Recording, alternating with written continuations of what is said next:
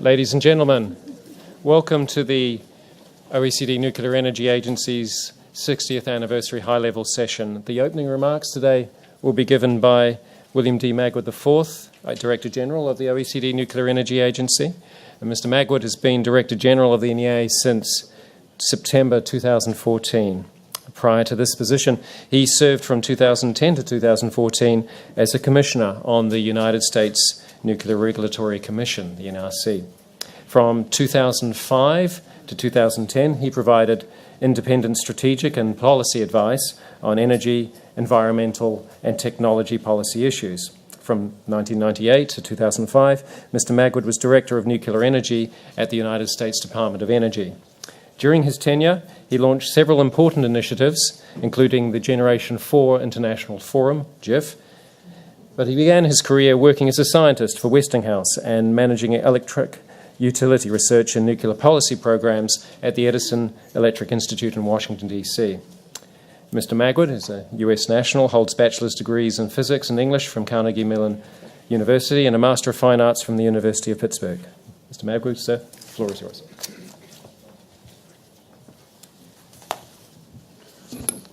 Good evening. Well, it's a tremendous pleasure to be here to launch this important event. It's a pleasure to welcome so many friends, ambassadors, colleagues from all over the world to recognize the 60th year of the NEA. The NEA story is a story about civilization. The NEA story is a story about nuclear technology, obviously. But of course, the story about nuclear science and technology began before the formation of the NEA. You know, in a very real sense, the story of nuclear science and technology is really the story of the 20th century. In the beginning, there was Becquerel, who identified radiation in 1896. Then the Curies discovered radium in 1898. Not long after that, Einstein in 1905 published his general theory of relativity. Not long after that, Rutherford induced the first nuclear reactions. This progression from science to application, which began with medical applications, both beneficial and fraudulent, was accelerated after Otto Hahn, Fritz Strassmann, and Lise Meitner concluded in 1939 that there was something happening in uranium besides interesting chemistry. Nuclear fission was born. I've reflected on that moment a lot, and I think that this may have been the single most important moment in physics in maybe all time, because all scientists around the world simultaneously realized something very important had happened. They all realized that the world had changed forever. We can only speculate how different history might have unfolded had this discovery come at a time of peace instead of at the threshold of mankind's greatest and most violent war. Had not Europe been at the eve of the Second World War, would Szilard, Teller, and Wigner have rushed to Einstein to convince him to write his famous letter to President Roosevelt?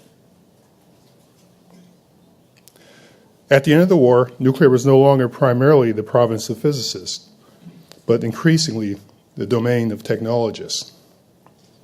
With the horrors of war behind them, this era brought forth people with an eye towards a better future for all humanity, and they believed that nuclear energy was the key.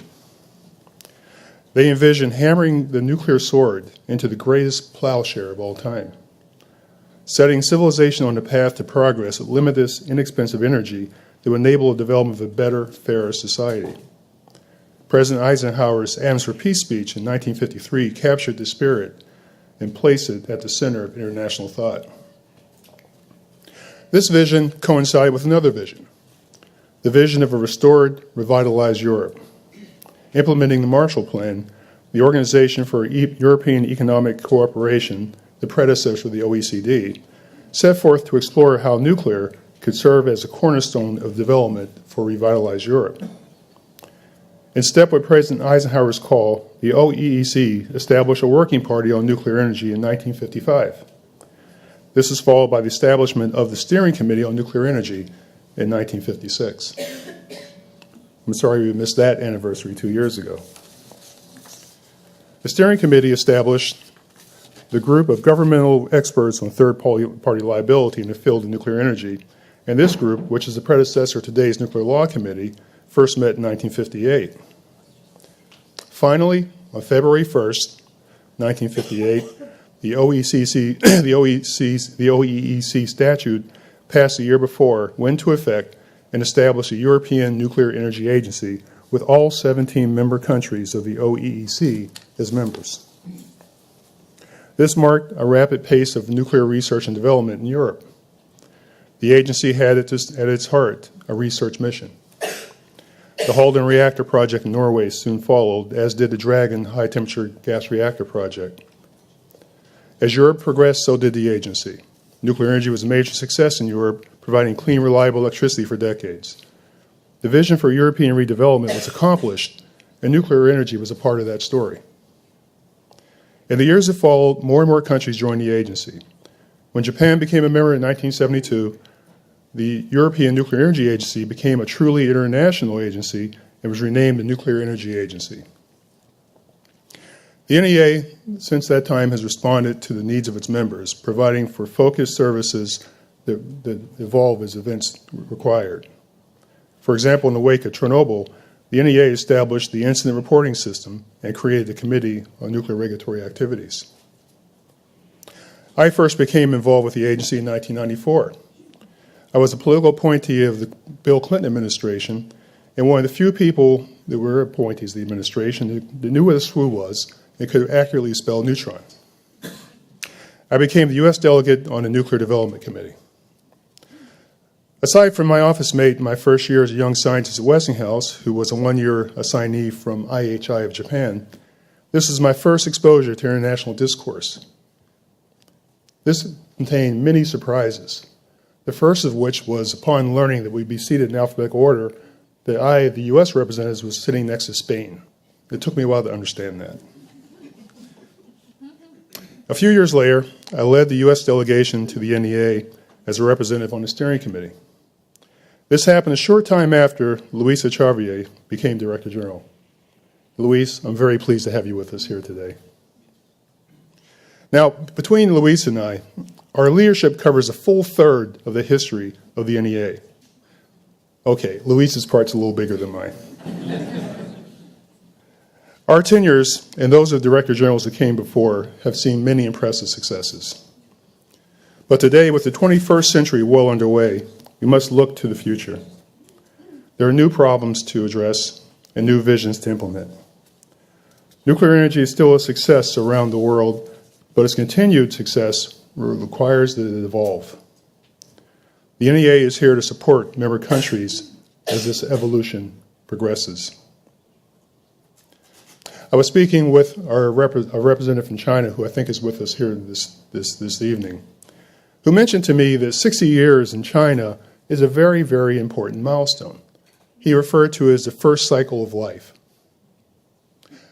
I like that thought because it tells me that this is just the first part of the NEA story. We have more cycles ahead of us, and we look forward to working with all of you as that goes forward. Thank you very much.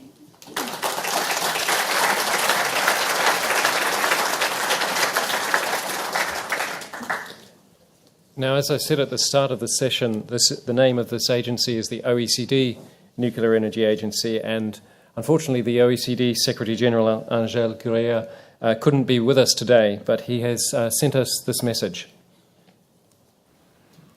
Director General Magwood, dear Bill, distinguished guests, ladies and gentlemen, excellencies, I'm sorry I cannot be with you in person to celebrate the 60th anniversary of the Nuclear Energy Agency. I'm in Washington, D.C. for the spring meetings of the IMF and the World Bank, as well as for the meetings of the G20. But I'm sending you with my very best wishes on this special occasion. What is known as the Diamond Jubilee. You know, this is 60 years. The NEA was formed in 1958, when many countries first embarked on harnessing the atom for the betterment of society. This was a visionary act. Over the last 60 years, the NEA has remained vital for improving the knowledge and the proper use of this important energy option. The agency supports its now 33 member countries and many partners around the world that are not members but work very closely with it by delivering data and analyses on peaceful uses of nuclear energy. It has helped them to build common frameworks. It has helped them to define national practices in areas like reactor safety, radiological protection, radioactive waste management, but also in nuclear law and nuclear regulation. Has provided a flexible and effective framework for cooperative research. Now, the world today is a very different place than in 1958. It's more globalized, clearly, more multilateral, more interconnected. Climate change is at the top of the world's agenda. And we need to ensure the sustainable social and economic development necessary to support the 9 to 10 billion people expected to live on our planet by 2050. Now, while no one energy option will solve all our needs, nuclear energy, along with renewables and other technologies, can provide a balanced, sustainable approach for today and for the long-term future.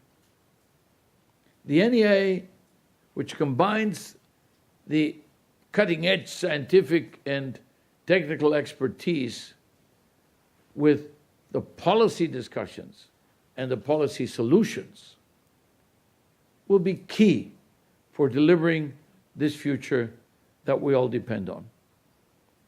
So on behalf of the whole OECD Secretariat, I'd like to wish Director General Bill Magwood and every member of his nuclear team a very happy 60th anniversary. Thank you all for your tireless commitment, and thanks also to the Steering Committee for its guidance and to the national experts for their vital contribution to committees, but also to the working groups. This is a historic day for you, as it is for all of us. It's a historic day for the OECD, which is most proud to have the Nuclear Energy Agency, the NEA, as a member of its family. I wish you all excellent discussions in today's high-level session and a very happy anniversary celebration. Thank you.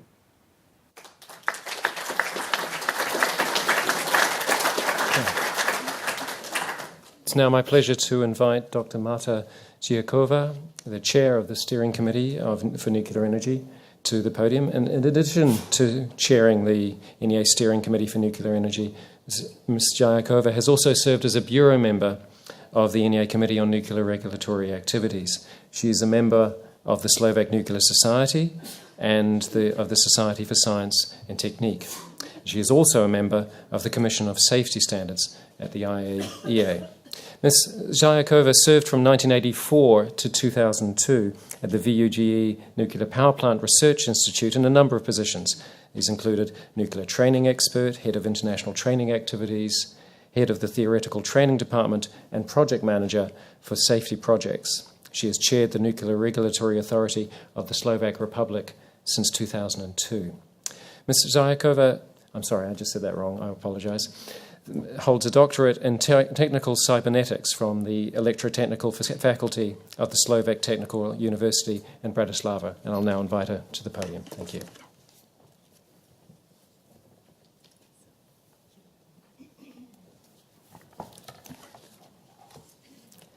Director General, Excellencies, distinguished guests, ladies and gentlemen. I'm honored to stand here on behalf of all NEA member countries represented by the Steering Committee for Nuclear Energy on such a unique and important occasion, what the 60th anniversary of the Nuclear Energy Agency undoubtedly is.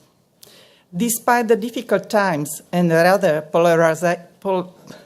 polarizing environment, it is necessary to remind that nuclear power remains an important option for many countries to improve their energy security, combat climate change, and provide energy for development while taking into account environmental protection in this regard. And agency plays a significant role in promoting international cooperation on the further development of innovative nuclear energy technologies and systems, as well, and in assisting its 33 member countries, upon request, in addressing emergency concerns related to nuclear technology and radioactive material management.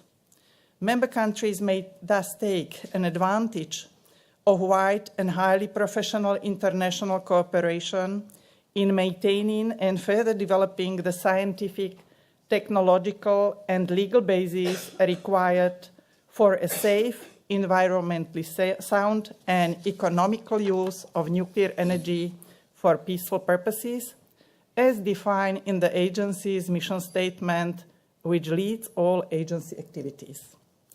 Nuclear safety is one of the key preconditions for the use of nuclear energy. Member countries support the agency's effort aimed at globalizing nuclear safety by networking and integrating safety-related activities. A commitment to cooperate in a global environment aims at continuous strengthening and upgrading of nuclear safety, thereby contributing to an effective and efficient use of all resources, which would lead to the reduction of local and regional differences in these areas. Operational experience exchange and joint research activities provide member countries with full range of information, as well as opportunities to carry out research and scientific exercises for just shared costs. Moreover, agencies' R&D projects address both current knowledge gaps and future needs by providing new technologies. Results of such joint projects are globally recognized. The R&D project's outcomes therefore provide an excellent contribution to the cost-effective increase in efficiency of nuclear technologies and constitute a reliable basis for strategic policy and regulatory decisions. Agency also serves as a significant and reliable source of knowledge in the area of the safe, efficient, and responsible long-term operation management, including, for instance, the aging of plant components and materials. Furthermore, NEA attaches great importance to the issues related to the decommissioning. Assistance is provided by means of developing safe and sustainable strategies for long-term management of all types of radioactive waste and spent fuel, as well as in form of guidance in developing the policies, strategies, and regulatory requirements for the decommissioning of nuclear installations. The agency emphasis to fulfill the member countries' needs and expectation in this area is also visible through the establishment of the Committee on Decommissioning of Nuclear Installations and Legacy Management, approved just a few hours ago by the Steering Committee of Nuclear Energy. Another well-recognized and worth noting specific area of competence of the agency is the support provided to the nuclear regulatory activities by communicating and comparing approaches to nuclear safety and security issues. Working groups under Committee on Nuclear Regulatory Activities share information, follow-up, actions, and lessons learned from national events, information on regulatory activities related to siting, licensing, and oversight of nuclear facilities, as well as on regulation of radioactive waste and spent fuel management. Conscious of the great importance of the agency's role in the area of peaceful use of nuclear technology that has proven to be a reliable, clean, and low-carbon source of energy, I would like to wish the agency a lot of success for coming years in fulfilling its mission statement and serving the member countries' needs. Finally, Director General, may you rest assured of my full support in discharging your responsible duties in order to achieve the common interest of the member states. So, thank you.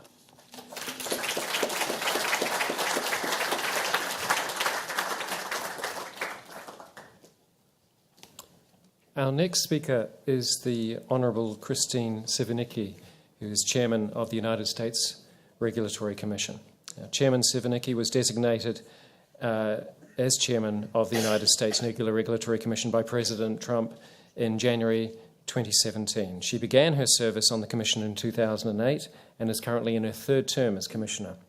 Chairman Sivanicki has enjoyed a distinguished career as a nuclear engineer at the United States Department of Energy and as a policy advisor in the United States Senate, advancing policies and initiatives regarding national security, science, technology, and the environment. Chairman Sivanicki, you have the floor.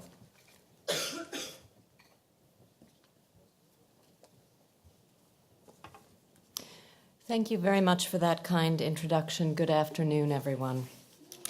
Good afternoon to Director General Magwood, Chairperson Zayakova, members of the Steering Committee for Nuclear Energy, and every distinguished guest who joins us here today.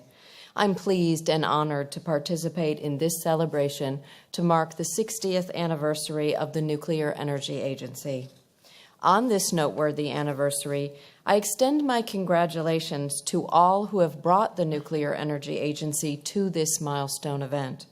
I applaud the NEA's 60-year commitment to fulfilling its mission to seek excellence in nuclear safety, technology, science, environment, and law by facilitating cooperation among all nuclear countries. The United States has a long history with the NEA, and we are pleased to join counterparts from all regions of the globe in mutual commitment to fostering cooperation and the exchange of best practices in nuclear safety. As we recognize the passage of 60 years, we also celebrate the acquired wisdom and years of experience that come with this passage of time. Now, this may include challenging circumstances, but it also brings the fortitude needed to survive those challenges and the growth that we accomplish over the passage of this period of time. The NEA brings together this collective wisdom and experience to serve the common goals that are reflected in the NEA mission. The NEA offers us a forum to cooperate and collaborate with one another. At the U.S. NRC, we have benefited from our work together with other member states' experts to discuss complex technical issues, share research, consider lessons that we've learned, and evaluate each other's ideas. Driving the direction of the NEA has been the Steering Committee for Nuclear Energy. Many of you gather in Paris routinely to continue this important work. Your work keeps the NEA on the forefront of relevant nuclear energy matters. And I would like to recognize Dr. Marta Zayakova for her current leadership of the Steering Committee. Her leadership and that of many other individuals from 33 countries are emblematic of the dedication and commitment that have advanced the critical mission of the NEA over this rich 60-year history. I'm confident that the NEA will continue to build on the successes of the past 60 years as it continues into the next chapter, or perhaps the next lifetime, the next cycle of life. Prominent issues already under consideration include advanced reactors, accident-tolerant fuels, digital instrumentation and control, an enhanced focus on decommissioning, and more ways to explore the influence of human factors and safety culture on nuclear safety. The U.S. NRC is similarly considering all of these issues as we move into our future and as we identify ways to transform our regulatory framework, culture, and infrastructure to further enhance the efficiency, effectiveness, and agility in regulating new technologies and how we go about our work day to day.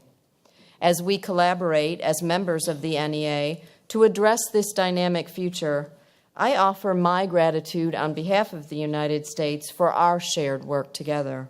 And I offer the congratulations of the United States to our colleagues at the Nuclear Energy Agency on this impressive milestone.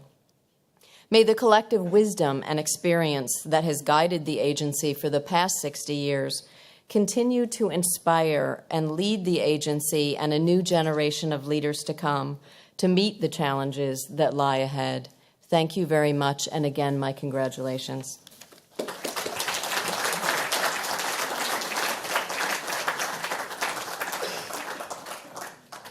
I will now call on Mr. Daniel Verweerde, who's the General Administrator of the CEA, which is, he in fact graduated from the École Centrale de Paris in 1977 as an applied mathematics engineer, and he joined the CEA in 1978 and focused on the development of new numerical methods and computer applications to solve the Boltzmann equation.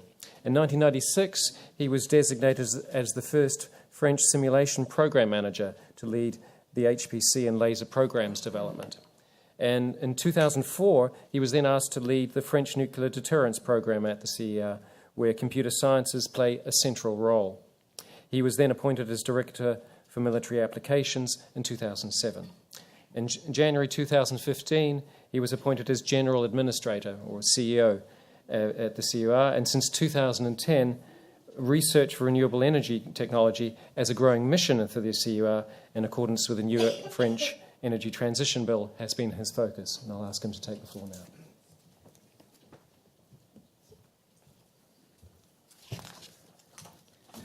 Thank you very much for this kind introduction.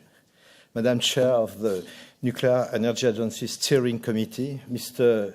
Director General, Madam Chair of the Nuclear Regulatory Commission, Mr. Director General of Rosatom, Mr. Deputy Director, dear Gerasimos, and ladies and gentlemen, it's a great honor for me to participate in this anniversary ceremony of the Nuclear Energy Agency, and I'd like first to thank Director General Bill Magwood for its kind invitation.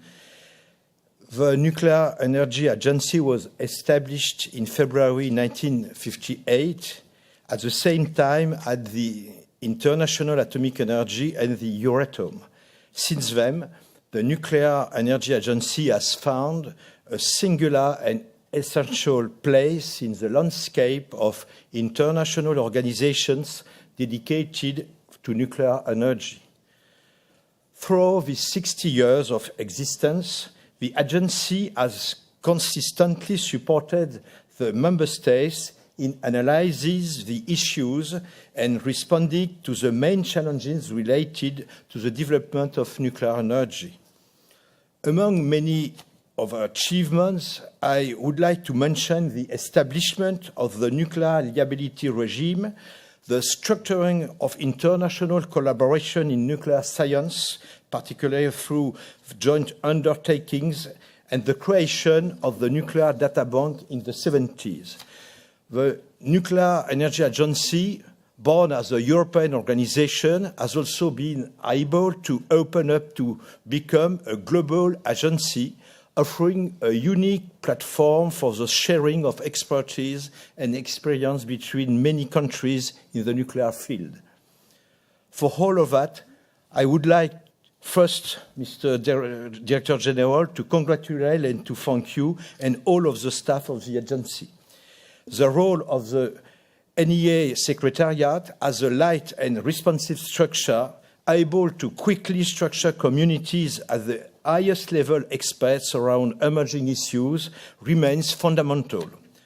More than ever, it's in everyone's interest to maintain this unique ability of the NEA to address contemporary nuclear issues and to play a prospective role in supporting public policy decisions. This is why I would like to give you my perception of the main question at stake today in this field. First of all, I would like to mention that whatever projection you use, they all point at the necessity of increasing the world nuclear capacities if we want to achieve the objective of the Paris Agreement on climate. Today, nuclear power is rapidly developing, especially in Asia. This shift growth is also taken into account by the NEA through the development of closer relations with non-member countries such as China and India. It is in the interest of these countries to benefit from the unique competency of the agency, and of course, it is also the interest of the NEA and its member states to involve these countries in the collective reflection. In other parts of the world, namely America and Europe, nuclear energy is a legacy which is facing new competitors, and as you know, the current low price of fossil fuels and the rapid growth of subsidized renewable sources has induced big challenges for nuclear energy. The situation also adversely affects investment capacity and this very capital-intensive industrial sector. However, let us be clear, as long as a massive energy storage doesn't exist, there is no alternative to nuclear as a low-carbon energy source able to answer the massive energy demand and to complement the supply by renewables, which are essentially intermittent. Let me say a few words about the situation in France, which is probably the best illustration of what I just mentioned. In compliance with the Energy Transition Bill for Green Growth, the French government recently confirmed that the electric mix will involve about 50% of nuclear energy. I know that some of our opponents see in this shift from 75% to 50% a decline of nuclear use. But let me recall here that with 50% of nuclear in its electric mix, France remains at the edge of the use of nuclear and probably one of the countries with the most important share of nuclear in its electric mix. France is also a standard bearer of spent fuel recycling and use of MOX, mix of oxide. Let me recall that multi-recycling is our long-term strategy. This strategy is for France a coherent way of doing because it addresses the burning of highest radioactive elements such as plutonium and actinides, and it minimizes the use of natural uranium. This is why we are currently working on multi-recycling processes and advanced fast reactors. During a long period, only a few countries have been designing and developing these fast neutron reactors. We are happy today to listen that the Nuclear Energy Agency, through its Director General, is thinking about advanced nuclear reactors that could be a common project shared by some NEA members. France and CA are very happy about your initiative, Bill, because we think that this is a way of considering nuclear that could be shared, it should be shared by all the nuclear nations all around the world. Coming back to competitiveness, this has to be studied through a precise knowledge of compared services and cost of nuclear system, and of course, various technological options with other sources of energy. This is why the Nuclear Energy Agency expertise in this area is particularly needed, and I know that the Nuclear Development Committee has a long track record of studies of this topic. But it has to be integrated into a broader framework so that the respective merits of different energy so that the respective merits of different energy sources in terms of competitiveness, security of supply and climate change can be assessed. A joint work of the NEA with the International Energy Agency on this topic would be a step in the right direction. In the same way, NEA involvement in the Nuclear Innovation Clean Energy Future initiative to be launched soon would make sense. More generally, I think that the major challenge for tomorrow's nuclear power lies in its ability to maintain a high level of research and development and innovation. The contribution of nuclear energy in response to energy challenges cannot only be based on solutions developed more than 20 years ago. New technologies, widely involving IT, for instance, should be widely used to increase nuclear safety and competitiveness.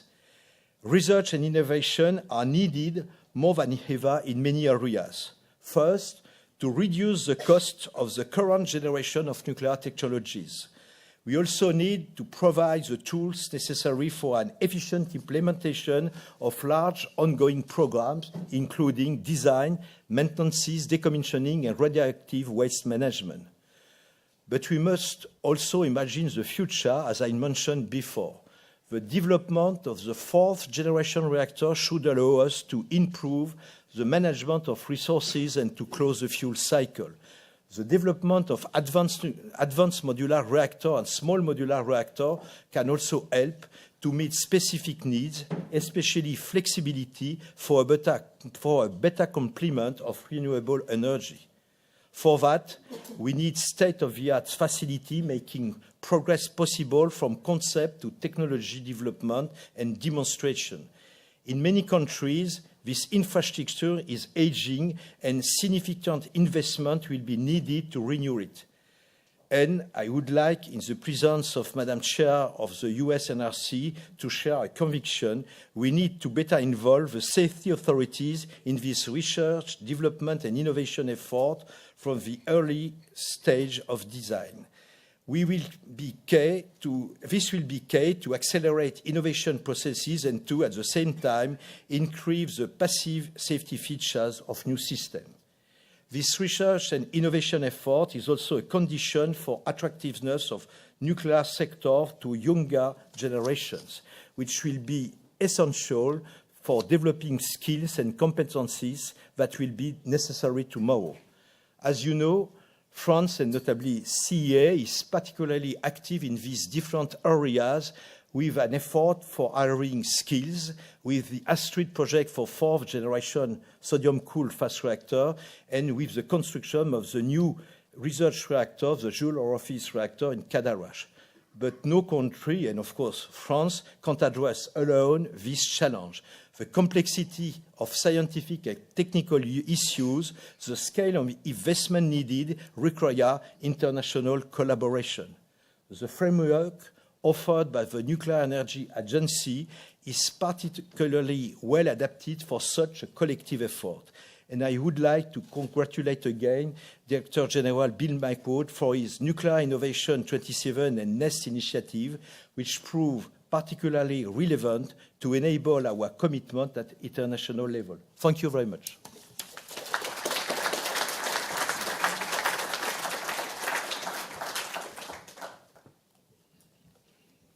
We now welcome Mr. Alexei Lihashev, who is the Director General of the State Atomic Energy Corporation, or Rosatom, in Russia.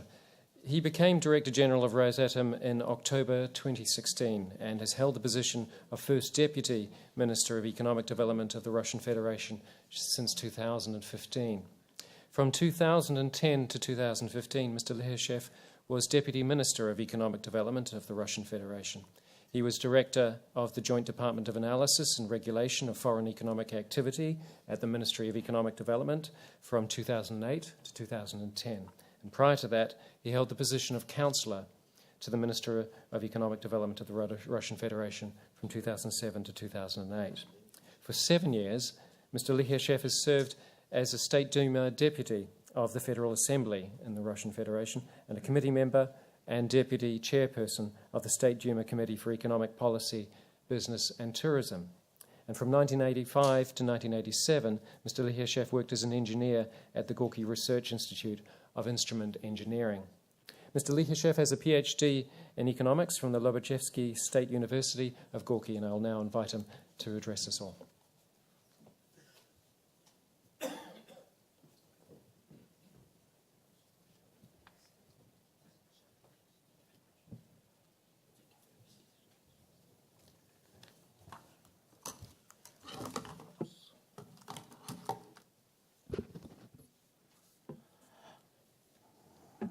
Distinguished Director General, ladies and gentlemen, excellencies, first of all, I would like to congratulate us all on the 60th anniversary of OECD Nuclear Energy Agency.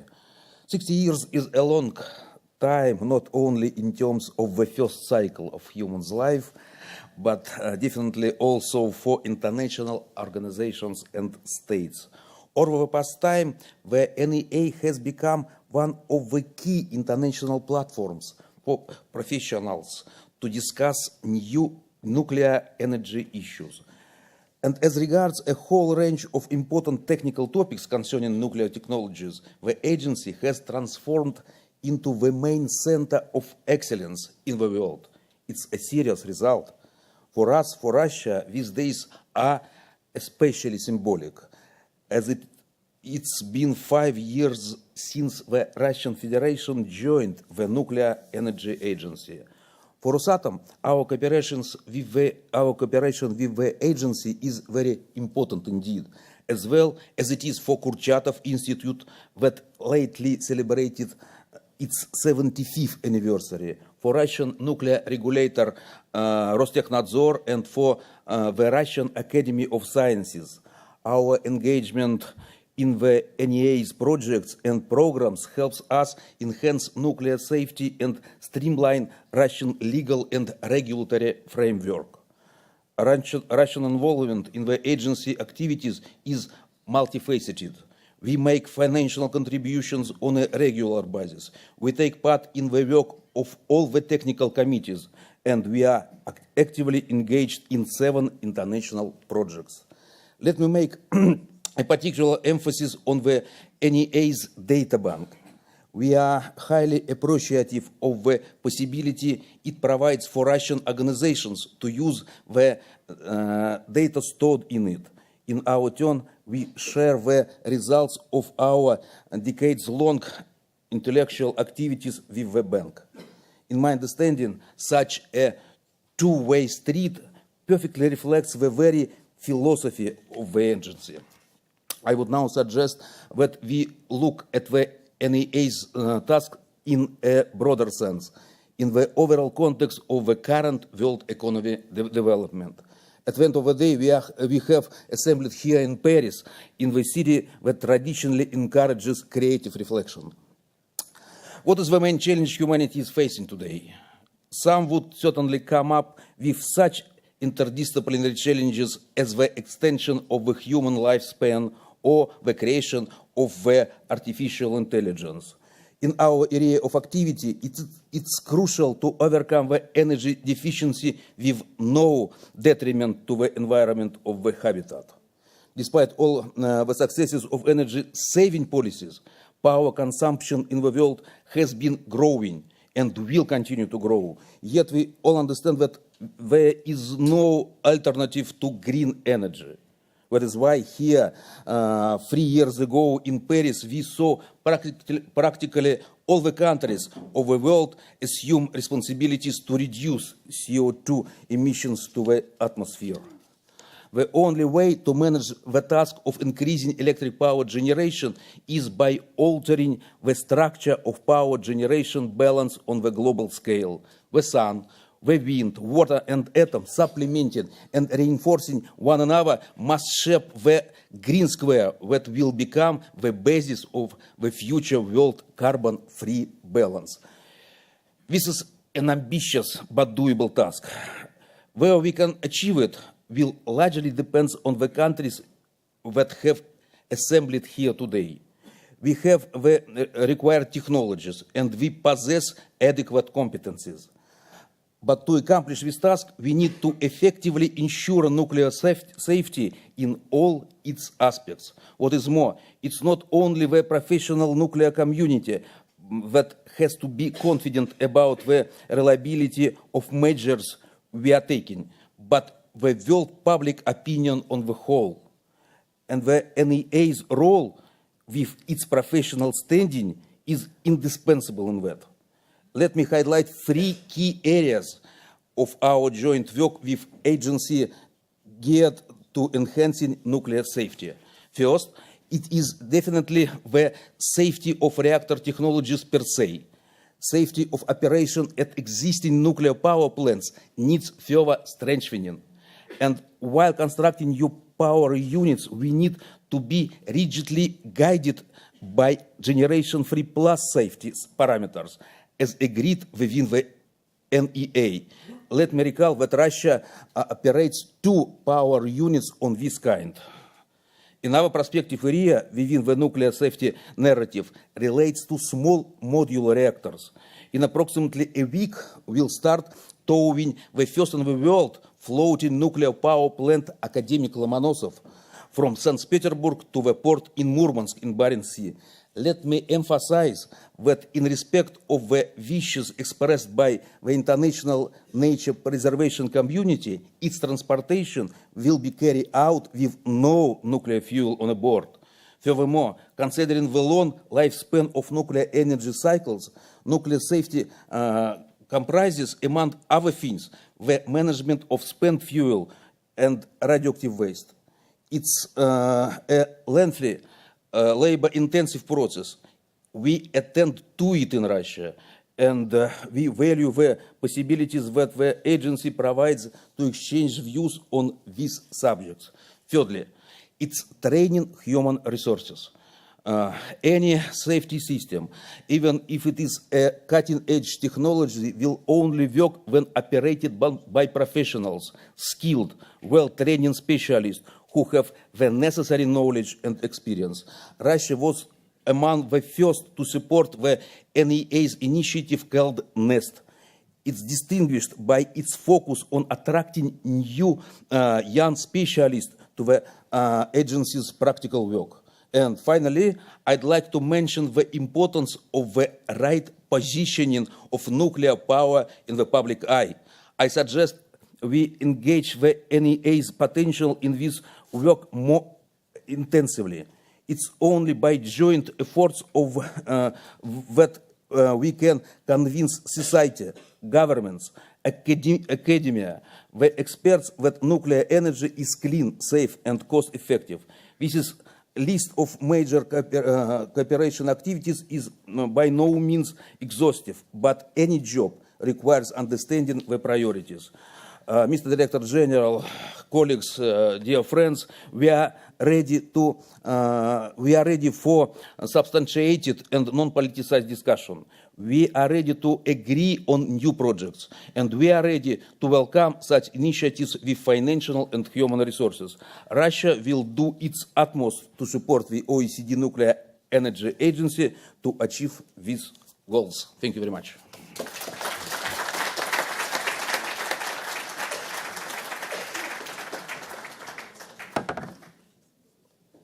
Our next speaker is Dr. Yoshiaki Oka. And Dr. Oka has been chairman of the Japan Atomic Energy Commission since April 2014. He was a professor of nuclear energy, of nuclear engineering at the University of Tokyo for 32 years and Waseda University for 4 years. His studies included reactor design, safety, neutron transport and shielding, and computational physics. He developed the concept of the supercritical pressure light water cooled power reactors, one of the Generation 4 reactor designs, and has authored over 200 peer-reviewed journal papers, 6 textbooks, and 2 monographs. He has carried out several senior management roles on the board of directors of the American Nuclear Society from 2001 to 2004, and as president of the Atomic Energy Society of Japan in 2008. He also engaged in policy making for 14 years as a nuclear safety technical advisor at the Cabinet Office, in the Japanese government, and for 2 years as Technical Commissioner of the Japan Atomic Energy Commission from 2001 to 2002. He's established new programs of nuclear education, a nuclear professional school, Department of Nuclear Engineering and Management at Tokyo University in 2005, and a cooperative major in nuclear energy at Waseda University in 2010. He led the preparation of a series of new textbooks of nuclear engineering in support of that. He has exercised his leadership as leader of the global COE program of nuclear education and research and initiative at the University of Otago. And I'll ask him now to come on and speak to us all.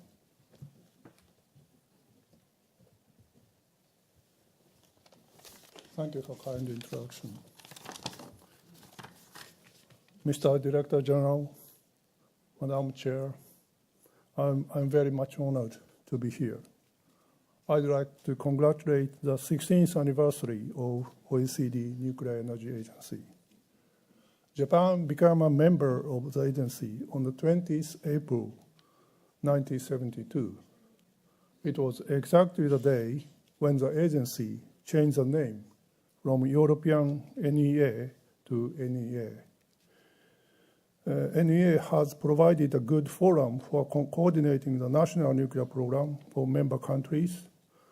It has maintained the key features, including the homogeneity of the membership, its flexible working methods, the depth and quality of technical work, and its small size and cost effectiveness.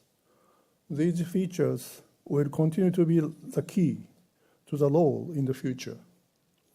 It will provide member countries with credible information and examples of best practices as well-distinguished institution in accumulation world's best nuclear expertise. Fukushima Daiichi nuclear power plant accident occurred in March 2011. I sincerely thank Nuclear Energy Agency for the activities provided for saving the disastrous situation. NEA decided to alter the work priorities of standing committees in order to assess the accident and identify the lesson based on the long and actual experience gained through the past accidents.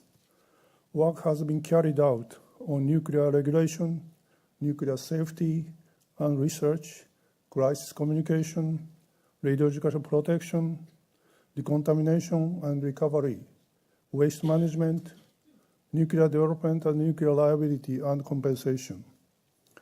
In addition, NEA has devoted significant efforts to directly supporting the technical needs of the Japanese government, with this assistance primarily focusing on recovery of land and decontamination, the development of implementation of national reviews, and enhancement of the regulatory infrastructure.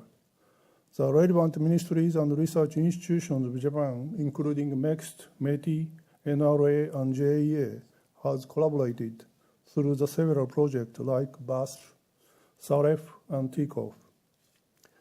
Besides particular issues related to Fukushima accident, I'd like to add that NEA has extended its contribution for Japan to the improvement of regulations, decommissioning, rebuilding the public trust, and so on. Representing Japan, I deeply express my gratitude to the Director Generals, Louis and Bill, for their directions and kindness. Thank you very much.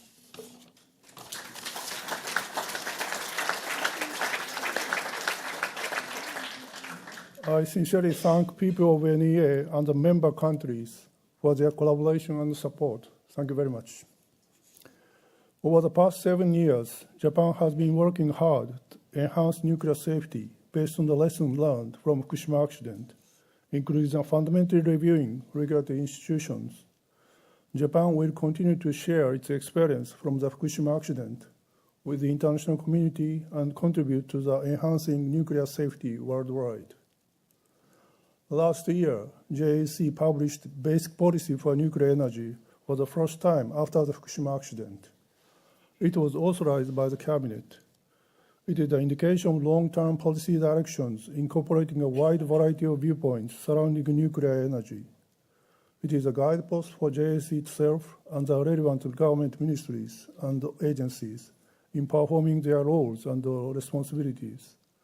Last year, JAC also published white paper on nuclear energy for the first time after the Fukushima accident. It describes the overall picture of nuclear utilization, including government efforts based on the lesson learned from the Fukushima accident. For Japan, in the short term, restart of nuclear power plants is primarily important. 7 reactors restarted after a rigorous safety review of NRA. 7 plants passed the review. 12 plants are under review. 16 plants have not yet applied the review. 18 plants were shut down permanently, including 4 plants which were shut down before the accident. Basic Energy Plan is under discussion at METI, Ministry of Economy, Trade and Industry. In the long term, I believe that the policy direction will need to be defined to materialize a benefit of nuclear power. New construction of nuclear power plants should not be left simply in the market economy in order to address global warming issues. NEA has been greatly contributing to member countries in maintaining and further developing environmentally sound and economical use of nuclear energy.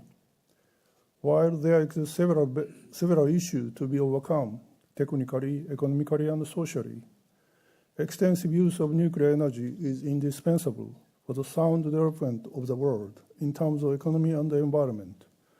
Again, I'd sincerely like to thank NEA and the member countries for their collaboration with Japan. I wish NEA's further growth, prosperity, and success. Congratulations on the 16th anniversary. Thank you for your attention.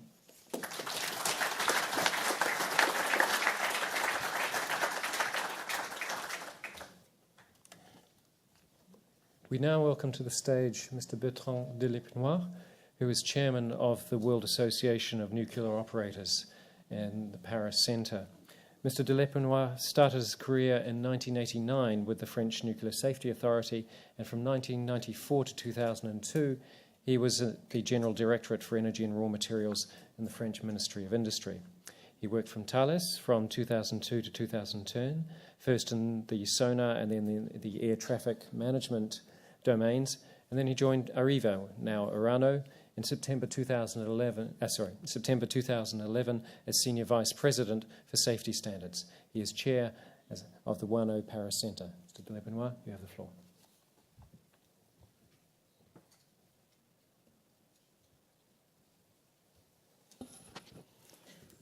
Thank you for your warm welcome. Dear Mr. Director General of the Nuclear Energy Agency, dear Bill, dear all, it is a great honor and pleasure to speak in front of such an audience, to be in company of such speakers, to celebrate such an agency, in one word, to be here in such an anniversary. 60 years ago, when the NEA was founded, the nuclear fission had been discovered not even 20 years before. And the nuclear energy was already developing rapidly and industrially as the child of the most modern physics. It is very striking that international cooperation started since the start of the nuclear energy. As it was striking before that international cooperation was a key characteristic of the nuclear physics adventure that you very appropriately recalled to us. We all know and praise the agility and responsiveness of the NEA, and we all know and praise its key role on the nuclear landscape globally in gathering its member states to build up coordinated policies and regulatory frameworks to support the development of nuclear energy, in initiating and leading remarkable R&D programs, in analyzing the return of experience, in developing world-class economic studies, in issuing authoritative reports on nuclear energy and safety, and many other things. WANO on its side is proud to be part of the international concert. We are particularly happy of the MOU we signed last year with the NEA, and we have already topics for our partnership, as the nuclear safety culture or the support to newcomers in nuclear energy. WANO, many of you know that we are the Association of the Nuclear Operators. WANO gathers all NPP operators in the world, as well as 2 recycling facility operators. Our mission is unique. It is unique. We have one mission. It is to maximize the safety and the reliability of the plants. Improving nuclear safety is our only and unique role in the support to the energy, nuclear energy development. We strongly believe in the prime responsibility of the operator towards safety. In addition to the individual responsibility of each operator, we have a strong feeling that we also have a collective responsibility to improve safety together. It is our raison d'être. Therefore, in WANO, we benchmark, assess, and support each other. We act as critical friends and supporting friends in the industry, as a safety consciousness, as a kind of a regulator, internal regulator, a kind of. We are not a regulator, we are not a safety authority. One very nice key feature is that when we go to another plant to point out gaps, safety matters. In fact, at the same time, in some way, we point back to our own plant, some questioning attitude, to our own safety culture, to our own performance. It is how we improve. Indeed, we feel a burning responsibility to continuously master the specific risks of the nuclear energy technology, because this mastering is the counterpart of the fantastic benefits of nuclear energy to mankind. And we feel it is not only an important, but a very noble task.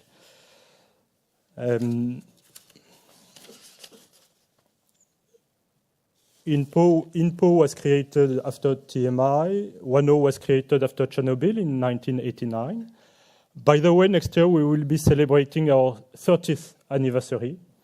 And we do hope, they build the all to see you at this event next year.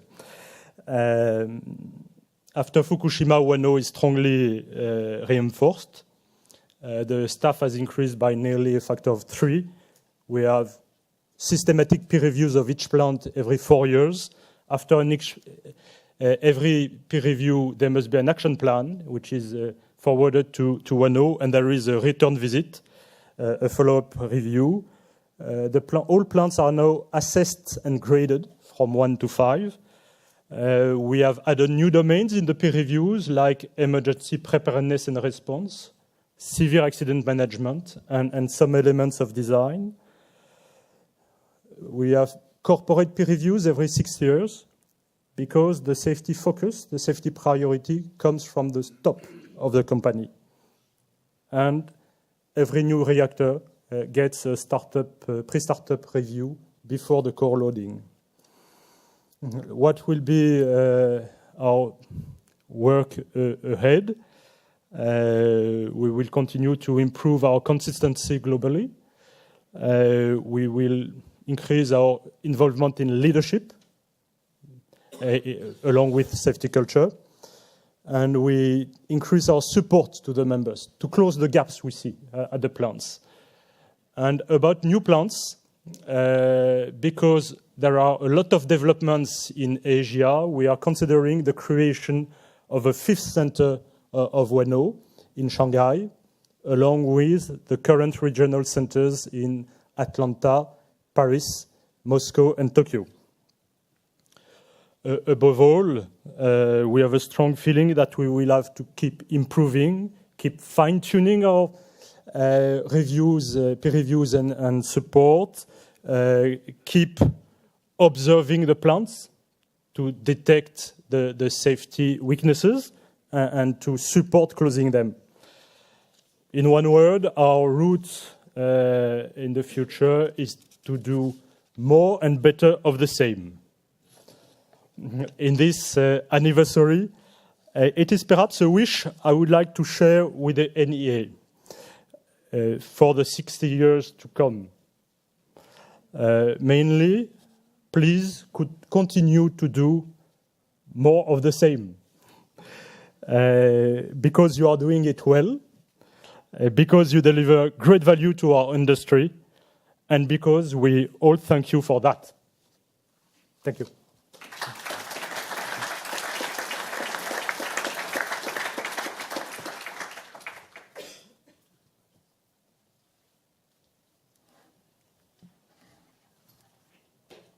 Our next speaker is Ms. Agneta Riesing, who's Director General of the World Nuclear Association.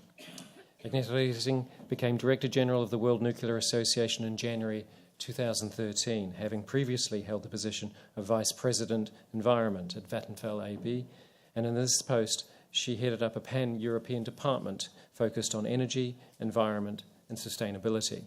Previously, Ms. Riesing was Director for Nuclear Business Development at Vattenfall Generation.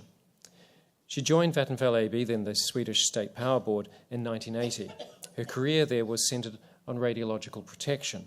Within the Vattenfall Group, Ms. Riesing was the leading specialist on nuclear energy and the environment.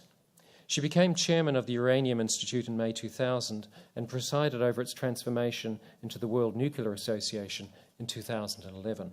She is co-founder and former president of Women in Nuclear. During her presidency, the organisation quadrupled in size.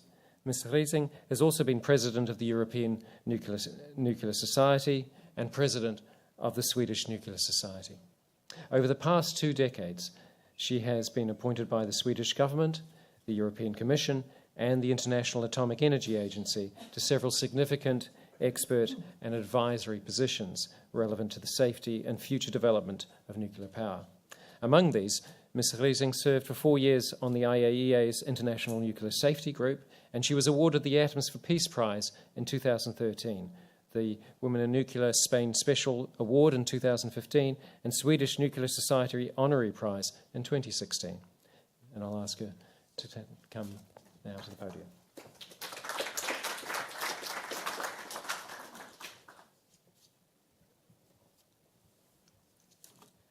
So, Madam Chair,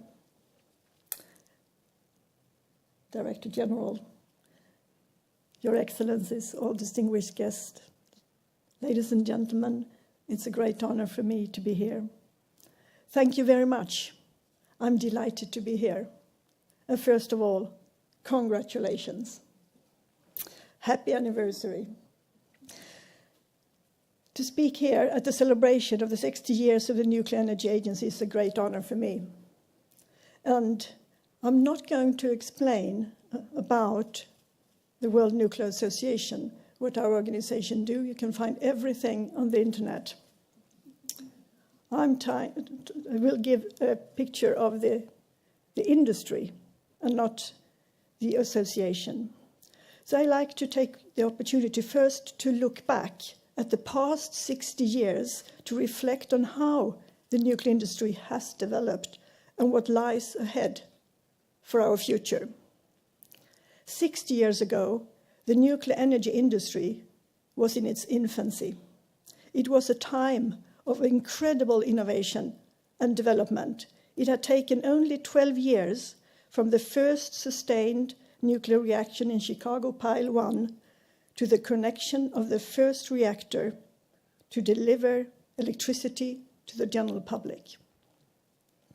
By the time the NEA was founded in 1958, 6 nuclear power plants were operating in Russia, in the United States, and in the United Kingdom, with a combined capacity of just 236 megawatts.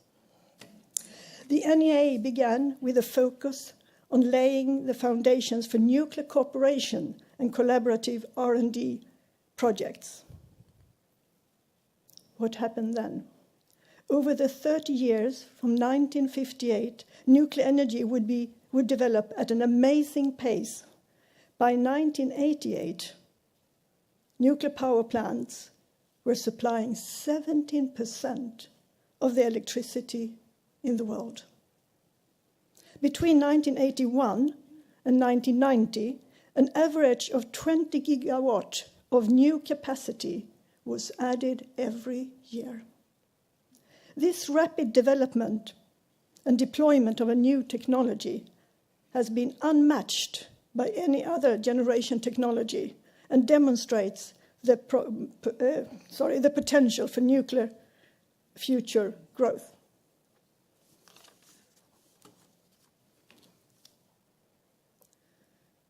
We are now in this time. All the way until today, nuclear generation has continued to grow, but the global share of nuclear generation has fallen to just over 10%. Why has this happened? Globally, electricity demand has grown much faster than nuclear generation. This has been driven by the rapidly expanding economies in Asia, particularly China, where the growing demand has been primarily met by coal.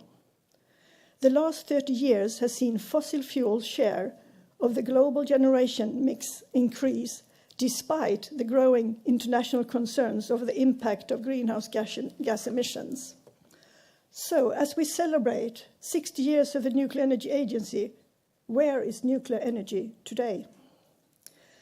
A discussion of nuclear energy today cannot ignore the challenges faced by the industry. In some countries, markets are failing to provide a commercial environment in which nuclear generation can compete on a fair basis. Elsewhere, some political leaders are pursuing anti-nuclear agendas, thereby jeopardizing the environmental targets and security of supply needs of their countries. And yet, despite these pressures, nuclear generation is growing, now faster than it has done for more than 25 years. Nuclear energy is growing because of the many benefits it offers. It is among the most cost-competitive energy options over many decades of operation. Nuclear power plants support skilled, high-tech jobs and economic activity in nearby communities during construction, during operation, and during decommissioning. Nuclear energy is capable of generating 24/7, but can also operate flexibly if desired, making it a complementary partner to renewable and other energy sources. Nuclear energy is proven technology, available today and can be expanded quickly. New nuclear build is the fastest way of adding low-carbon generation to the grid. It is also a clean energy source that helps avoid the air pollution from fossil fuels that harms the health of millions each year. Nuclear energy has a small land and resource footprint, leaving more space for nature. It boosts security of supply, and it brings services to the electricity system. Nuclear technology is also developing, with new technologies improving efficiency, opening up new applications to enable decarbonization of industry and transport. We have, over the last 3 years, seen a significant increase in new nuclear build. Since 2015, reactors with a combined capacity of 25 gigawatt have started to supply electricity. Over the coming 2 years, this year and the next year, there will be an additional 33 gigawatts added to come online. In total, for these last 5 years, these last 2 years and the 3 years and coming 2 years, these new additions represent a 15% increase in global nuclear capacity, and that just in 5 years. These new starts of 30 reactors are in 10 different countries, and it's 12 different reactor designs and 2 newcomer countries. So this acceleration is good, but we need to do more. Access to electricity and the need for clean air are vital.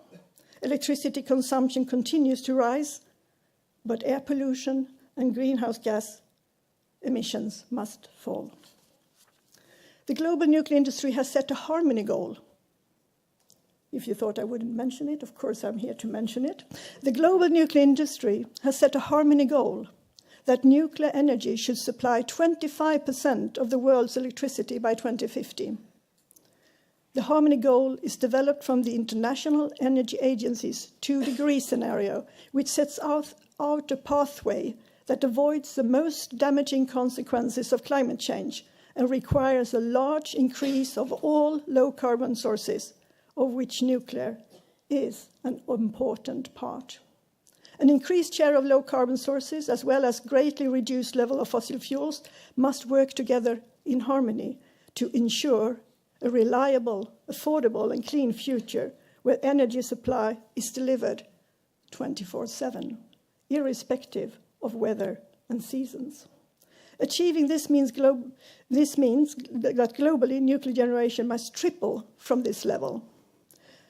This target can be met with the construction of 1,000 gigawatt of new capacity, as well as a continued operation of significant proportion of the existing fleet. They should not be prematurely closed down. Today, with the experience and know-how it has gained, the nuclear energy industry is in a strong position to deliver on the harmony goal. The build rate required to meet the harmony goal of 1,000 gigawatt of new nuclear capacity by 2050 requires an average of 33 gigawatt per year up to 2050. This is an ambitious program, but the rate at which new reactors will have to be built is no higher than what has been historically achieved. And today we have more experience, learned a lot, and can do this in an even better way. Achieving the harmony goal will only be possible if we address several barriers standing in the way. Electricity markets are failing to recognize the full costs and benefits of different forms of electricity generation. Multiple regulatory barriers from diverse national licensing processes and safety requirements are limiting global civil nuclear trade and investment and makes it challenging to license innovative designs. And the current energy system also fails to consider safety from a holistic point of view from the society. Addressing these barriers will not be easy, and it will require a cooperative effort by the whole nuclear community, from industry to research to governments and regulators, to focus on demolishing the real barriers to growth. Together we should seek to establish a level playing field in energy markets which optimizes existing low-carbon energy resources already in place and drives investment in future clean energy, where nuclear energy is treated on equal opportunity with other low-carbon technologies and recognized for its value in a reliable, stable mix. We should also ensure harmonized regulatory processes in order to provide a more internationally consistent, efficient, and predictable nuclear licensing regime to facilitate a significant growth of nuclear capacity without compromising safety and security. We should also create an effective safety paradigm, focus on genuine public well-being, where the health, environmental, and safety benefits of nuclear are better understood and valued when compared with other energy sources. I hope that NEA will be an important part of this cooperative effort. Over the time, NEA's role has evolved to one where major emphasis is placed on providing a forum for coordinating the national nuclear programs of member countries, particularly in the health, safety, and regulatory areas, reflecting how governments perceive that they have come under increasing pressure from their constituents to give greater priority to the environmental aspects of nuclear energy and to the safety and regulation of nuclear power plants. I believe the time is right to add a further task to the NEA, that the NEA could help governments come together to give greater priority to nuclear energy because of its environmental, health and safety benefits. There should be greater cooperation on regulatory issues to remove barriers to global nuclear trade and investment, and we need the NEA to continue to promote collaborative approaches to nuclear innovation. We especially welcome the Nuclear Innovation 2050 program. Congratulations to NEA members, to DG and the Secretariat today. The NEA and the nuclear industry can look back on achievements of the past 60 years with pride. But we must also look forward and ensure nuclear generation is part of an energy system that delivers a bright future for our people and our planet. Thank you very much.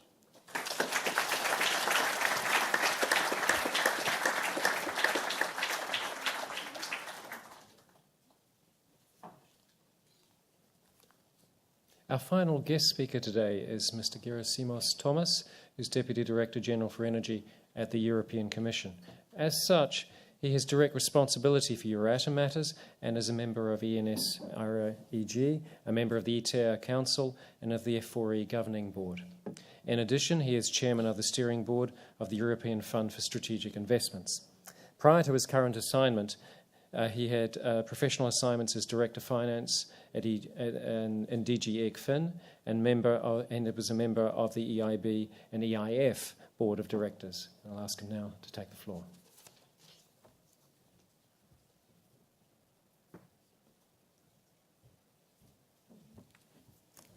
Thank you, distinguished guests. Mrs. Chairman, Director General, thank you for inviting me to represent Euratom to this historic event. I don't have much choice. Either I have to step down back to be on time or I have to eat on your cocktail time. So I will try to be brief. I will not use my speaking because a lot has been said. But I think I will agree with some of the things that were said already, and I will try just to throw a couple of other ideas that have not been said. So first, I agree that 60th anniversary is diamond, is the first cycle, is good, is very important. As an economist, I would also quote the front page of the Economist magazine, which a few years back said, life starts at 60. And I will quote this because I want to say that after 60, in this particular industry, in this particular sector, we need a new dynamism and not only to continue what we have done the first 60 years. I think it's a critical moment for the industry, and I think we need to continue, but we need also to find new challenges and new ways to find new challenges. I mean, many has been said about the future. From our perspective in Euratom, we are looking a number of challenges that all need international cooperation. For some countries, the important thing is to make sure that we deal appropriately with the aging reactor fleet, that we choose the right replacement technology, that we attract the necessary investment. For other countries who are probably newer entries, the important thing is to make sure that they develop the appropriate human resources, that they develop the safety culture in a way that we have done in the countries that started earlier. In all countries, we need to deal with the challenge of waste and decommissioning going forward. In all countries, we are more or less on the same page. And last but not least, all countries around the world, the ones who have nuclear power and the ones who do not have nuclear power, they have to ensure that non-power applications, particularly medical applications, find the right way into the life and provide benefits to all citizens, particularly when it comes to medical. Now, looking at nuclear power in particular, I think we need institutions like the NEA, where bring together all members to work to make sure that new technologies are competitive. There is a new issue of competitiveness in the following 60 years, competitiveness within the industry, but also with new sources of low carbon generation. I think we need to make sure that we have reliable supply chains all over the world. Reliability of the supply chain is very important going forward. That we have open and transparent licensing procedures that allow innovation on the one hand to be taken on board, but at the same time they allow competition to come in, and they allow new technologies to be licensed quickly. And I think all of us, we need to make sure that new technologies on the back end of the fuel cycle allow rapid progress. Last but not least, and this is probably one issue that was not mentioned by previous speakers because it's not in the core remit of the NEA, we do need to keep in mind that nuclear security and non-proliferation are important aspects that frame the environment within which nuclear power works. And there are particular challenges in this area in Europe, but I think worldwide. As Euratom, we have collaborated with the agency in many fields and with many directorate generals, as we call them. I represent here the European Commission and Euratom, but many services, the Energy Department, the Research Department, the Joint Research Centers, many departments cooperate with the agency and provide the resources, financial and human.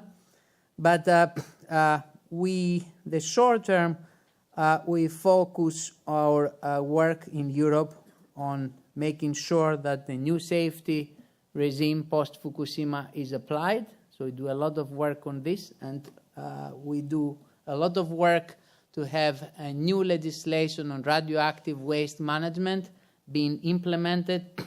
We need a lot of work to ensure that decommissioning, who has only started, advances quickly. Radioactive protection and emergency preparedness and response regimes, new regimes are properly implemented, and medical applications are pursued, and the supply chain is secured in this area. We have discovered that with the new legislation that we have put in place over the last years, post-Fukushima, and they are entering into force in these days that we speak, between 2005 and 2017, we cannot do it alone. We need to work with NSREC, we need to work at the national level with the regulators, we need to work with the NEA, we want to work with the IIA. The challenges going forward are common, and by sharing best practices, we can advance issues worldwide, but also domestically. Even domestically, at Euratom, we cannot do it alone. I will make a last comment. I would say many speakers mentioned the need to engage with the public. I think it is very important to engage with the civil society and the public more. Probably the high-quality authoritative reports of the NEA deserve probably a more sort of layman gloss. I mean, the OECD, as you are part of the OECD family, and as I have worked for longer with the OECD as an economist than with an NEA, OECD has made an excellent job under the President Gurria to, let's say, popularize a little partly their reports and reach out to the wider public. So I think there is an important job to be done in communication, given the authoritative studies and the work of the different committees.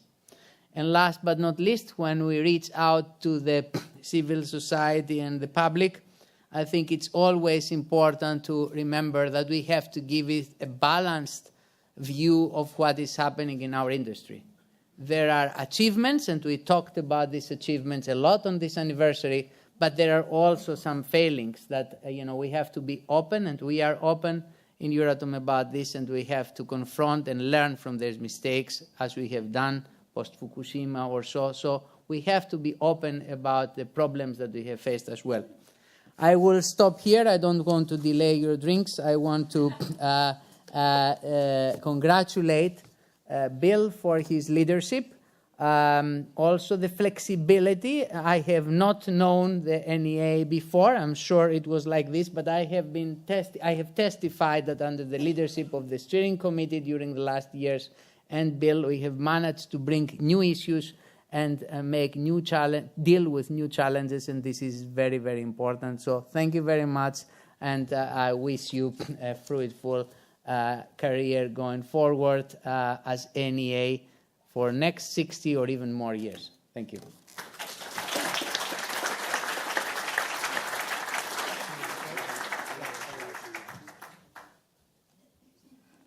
I'll now ask Director General Magwood to give his closing remarks. Well, thank you. Those are very, very much appreciated remarks from all of you, and we have small presents for all of you. In just a moment, I'm going to ask each speaker to come up to the stage for a family photo, and some of the staff, who has the gifts? Veronica, Lisa are going to, it's almost like the Wheel of Fortune, are going to come down with gifts. But before we close, let me once again, Madam Chair, members of the steering committee, I thank you for your leadership and your support over the years. It's been tremendous to work with you. All the delegates and ambassadors, again, thank you for all of your help and support. And unfortunately, this room isn't big enough to fit all the NEA managers and staff, the people who work so hard to make all this happen. But we've invited them to join us for the reception. So please take advantage of the opportunity. Oh, thank you. Please. Yeah. Yes, NEA staff.